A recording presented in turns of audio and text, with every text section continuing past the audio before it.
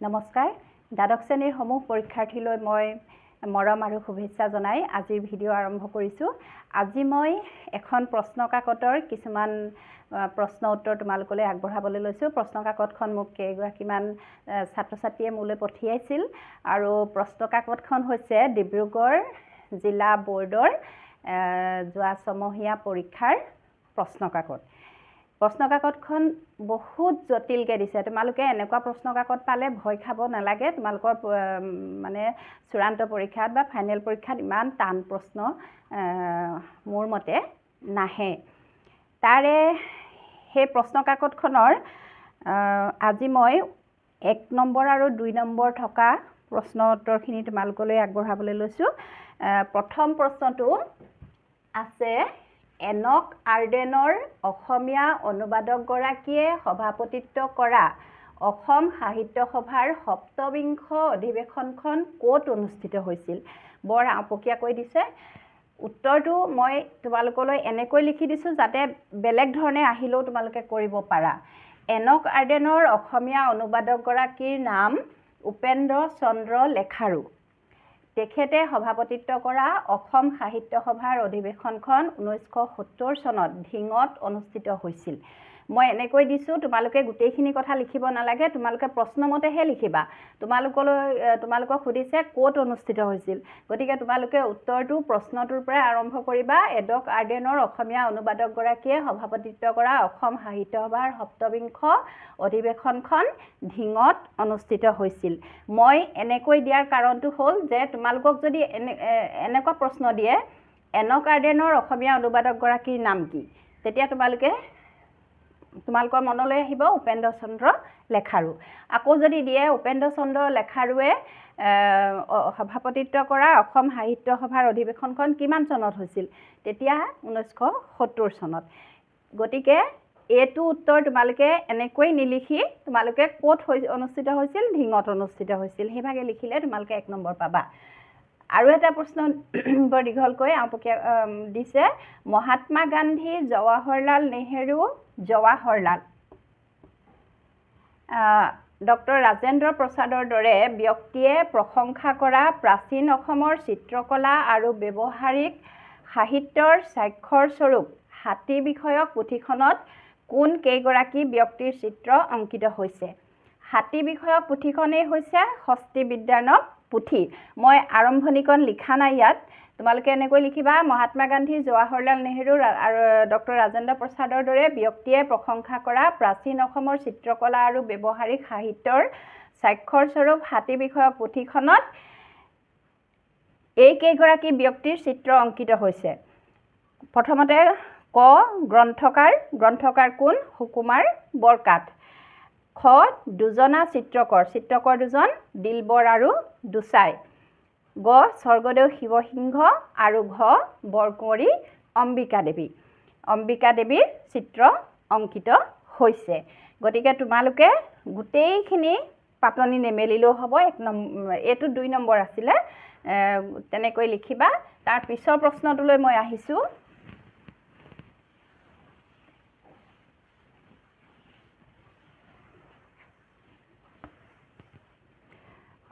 মধ্যযুগীয় অসমৰ শাসকসকলৰ মধ্যযুগীয়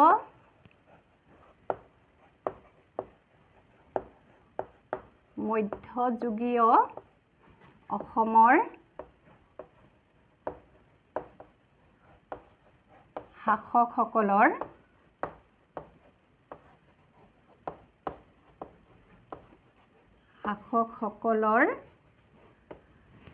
মধ্যযুগীয় অসমৰ শাসকসকলৰ শিৰবস্ত্ৰ কি আছিল? শিৰ মানে মূৰ, নহয় জানো? শিৰবস্ত্ৰ, মূৰত পিন্ধা বস্ত্ৰটো কি আছিল? এতিয়া মধ্যযুগীয় বুলি ক'লে আমি আহোম ৰাজত্বকালটো বুজিব লাগিব। কি আছিল? মই গোটেই উত্তৰটো তোমালোকলৈ নিলিখোঁ, তোমালোকে এনেকৈ লিখিবা, মধ্যযুগীয় অসমৰ শাসকসকলৰ শিৰবস্ত্ৰ আছিল ফচৌ।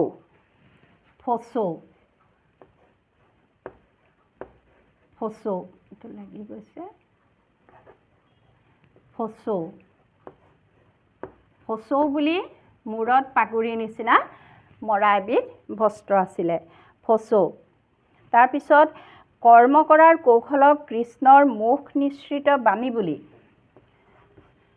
কৰ্ম কৰাৰ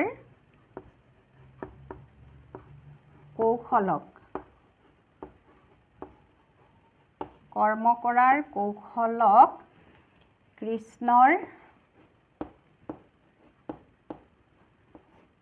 কৃষ্ণৰ মুখ নিঃসৃত বাণী বুলি ইমান আওপকীয়াকৈ দিছে বাণী বুলি কৃষ্ণৰ মুখ নিঃসৃত বাণী বুলি অভিহিত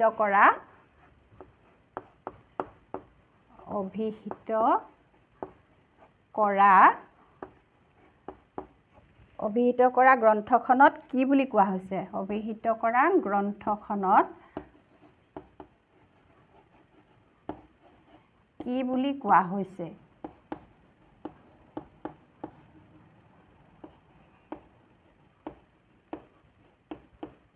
এইটো পোনপটীয়াকৈ তোমালোকে উত্তৰ বিচাৰি ফুৰিলেও নাপাবা। আচলতে কৃষ্ণৰ মুখ নিঃসৃত বাণী বুলি অভিহিত কোনখন গ্ৰন্থক পৰে? কৃষ্ণই কোৱা কথাখিনিয়ে আমাৰ হিন্দু ধৰ্মৰ পবিত্ৰ গ্ৰন্থ ভগৱত গীতা। গতিকে কৃষ্ণৰ মুখৰ পৰা ওলোৱা কৃষ্ণৰ মুখ নিঃসৃত বাণী, কৃষ্ণৰ মুখৰ পৰা ওলোৱা বাণী কোনখন গ্ৰন্থত আছে? ভগৱত গীতাত। গতিকে ভগৱত গীতাত কৰ্ম কৰাৰ কৌশলক কি বুলি কোৱা হৈছে? কৰ্মযোগ। উত্তৰটো হ'ব কৰ্মযোগ। উত্তৰটো কৰ্মযোগ।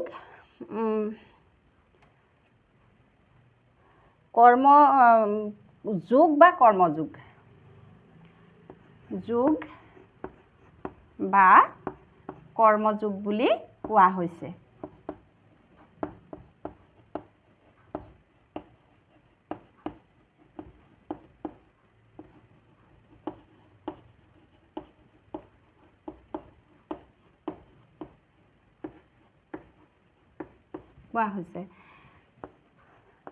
তাৰপিছত বাংলাদেশৰ কাৰ্মাইল কলেজৰ পৰা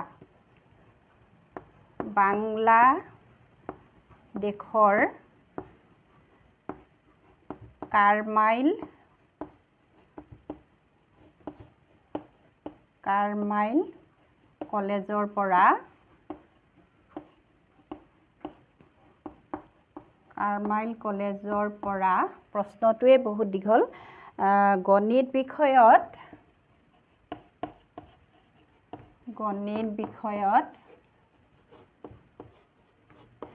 স্নাতক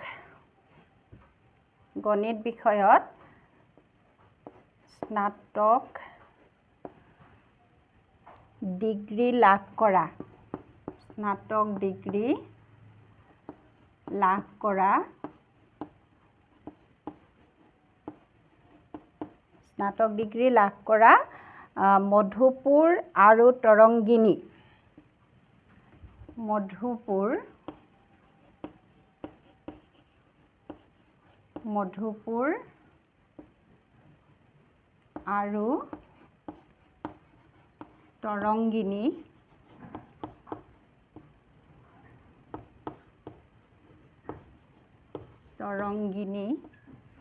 মধুপুৰ আৰু তৰংগিনী উপন্যাসৰ লেখক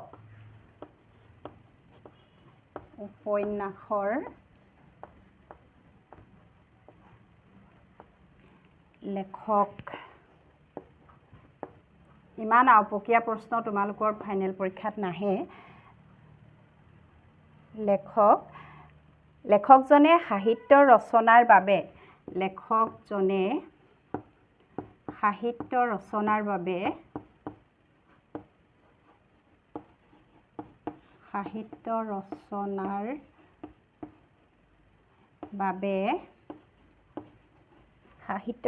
বাবে কি ছদ্মনাম গ্ৰহণ কৰিছিল?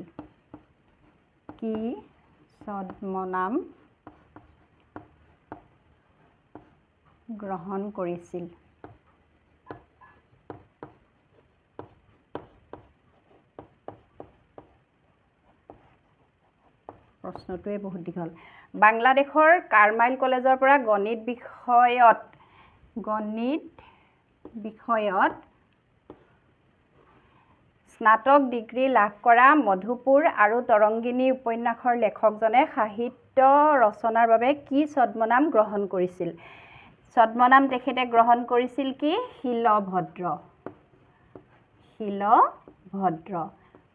শিলভদ্ৰৰ আচল নাম ৰেৱতী মোহন দত্ত চৌধুৰী শিলভদ্ৰ উত্তৰটোহে মই লিখি দিছোঁ তোমালোকে সম্পূৰ্ণ বাক্য লিখিবা তাৰ পিছত আহিছোঁ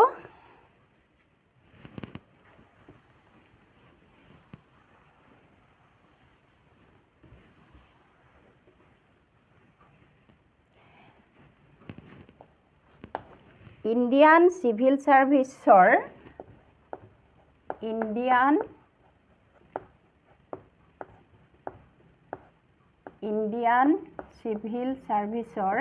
চিভিলটোত প্ৰথম চ হ'ব লাগে প্ৰশ্নখনত দ্বিতীয় চ আছে ইণ্ডিয়ান চিভিল সাৰ্ভিসৰ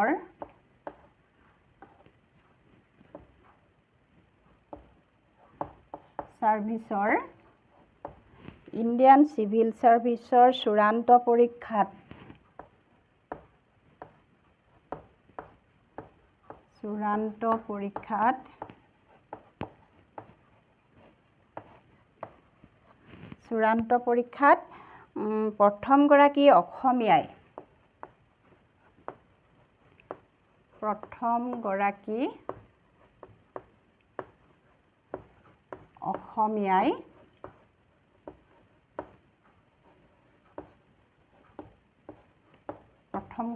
অসমীয়াই কোন চনত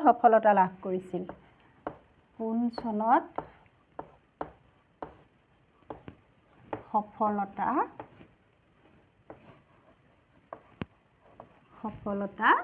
লাভ কৰিছিল এইটো তোমালোকক এনেকৈ দিব পাৰে ইণ্ডিয়ান চিভিল সাৰ্ভিসৰ চূড়ান্ত পৰীক্ষাত সফলতা লাভ কৰা প্ৰথমগৰাকী অসমীয়া কোন আমি সকলোৱে জানো আনন্দৰাম বৰুৱা এতিয়া কোন চনত লাভ কৰিছিল 1872 চনত উত্তৰটো তোমালোকৰ 1872 চনত তোমালোকে সম্পূৰ্ণ বাক্য লিখিবা দেই তাৰপিছত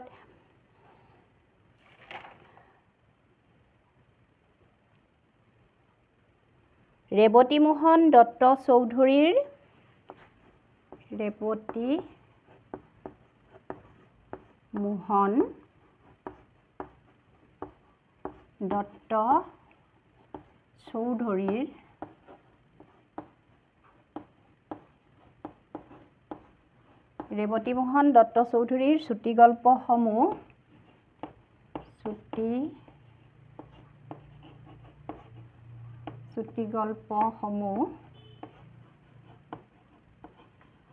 চুটিগল্পসমূহ সুখ পাঠ্য মানে পঢ়ি ভাল লগা সুখ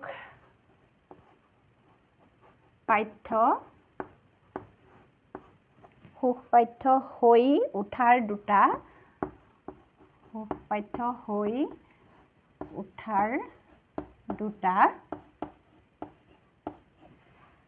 মূল কাৰণ কি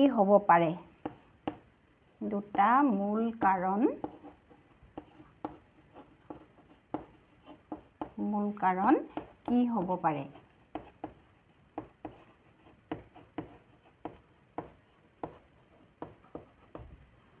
এইটো উত্তৰটো হ'ব তোমালোকে উত্তৰ লিখি ল'বা ধুনীয়াকৈ উত্তৰটো হ'ব বাস্তৱ জীৱনৰ 1 নম্বৰ দুটা মূল কাৰণ লিখিবলৈ কৈছে তোমালোকে আৰম্ভণিটো প্ৰশ্নটোৰ পৰা সদায় কৰিবা ৰেৱতী মোহন দত্ত চৌধুৰীৰ চুটিগল্পসমূহ সুখ পাঠ্য হৈ উঠাৰ দুটা মূল কাৰণ হৈছে তেনেকৈ লিখিহে এইকেইটা লিখিবা দেই বাস্তৱ জীৱনৰ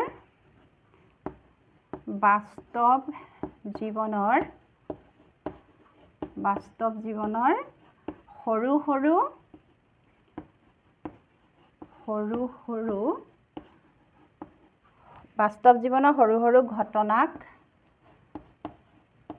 ঘটনাক গল্পৰ গল্পৰ বিষয়বস্তু হিচাপে বাছি লোৱা এটা কাৰণ হেতু গল্পৰ বিষয়বস্তু হিচাপে